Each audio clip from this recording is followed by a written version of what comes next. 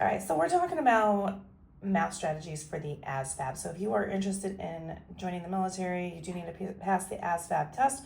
So there are some great resources for this. I am going to show you actually one strategy for solving math problems that are multiple choice, and it's called back solving. So if you don't know where to start with the problem, you usually get four choices for the question to answer.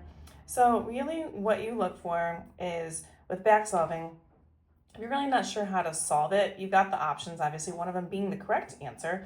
So we're taking a look at this question, and you have four choices given to you as far as the answer goes.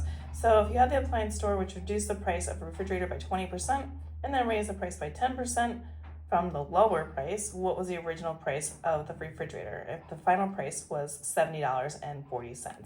So these are the choices that we have to work with.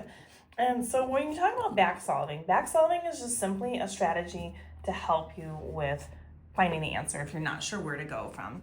So really what you can do is, when you're looking at something like this, any kind of multiple choice type of a question, and this is not just for ASVAB, so I don't want you thinking that it only works for ASVAB questions, but if you are just doing this in the SATs or anything like that, you're not really sure where to start with the middle.